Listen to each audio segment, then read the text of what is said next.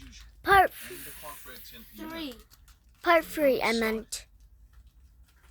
I thought it was part 1. But part 3.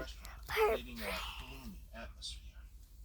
I had finished cleaning the tables and was about to close when I saw a lone man standing outside in the pouring rain. He wore a black jacket and a hat that hid half his face, but something about his posture sent a shiver down my spine. I still couldn't refuse entry to a customer, so I opened the door for him. The man walked in without saying a word, just staring at me with his cold, dark eyes. He ordered a hamburger and a soda, and I prepared his order. The atmosphere in the restaurant was strange, as if silence and tension had taken over the place. As I delivered his food, I tried to make friendly conversation, but the man didn't respond. He just kept staring at me. Something in his gaze made me uneasy, but I decided not to pay much attention to it. The man sat in a corner of the restaurant, alone, silent.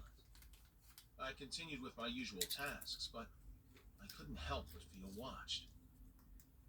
A few minutes passed, and I noticed that the man didn't touch his food. He just sat there, looking at me. I felt uncomfortable, as if I were in a scene from a horror movie. Finally, I decided to approach him and ask if everything was okay. I walked up to his table and spoke to him. "Is everything all right, sir?" The man looked up, but instead of answering, he smiled in a disturbing way. It was a smile that didn't reach his eyes, and his teeth looked sharp as knives. At that moment, I knew something wasn't right, but A talkie went into my I underwear. couldn't just let it go. The man I'm finally recording. spoke, and his voice was soft and creepy. "I like your restaurant. It's a good place to be alone." I didn't know what to answer, so I just nodded and walked away from his table. I walked back to the counter, trying to ignore the uneasy feeling that came over me.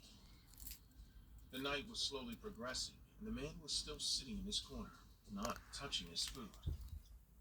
I decided to call the manager and tell him what was going on.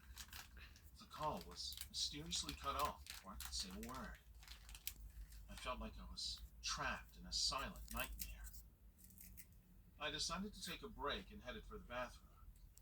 I needed a moment to regain my composure. While I was in the bathroom, I heard footsteps outside. As I came out, I saw the man walking around the restaurant, looking at everything as if he were inspecting every nook and cranny. I didn't know what to do, but I knew I couldn't stay hidden in the bathroom forever. When I returned to the counter, the man approached and finally broke his silence.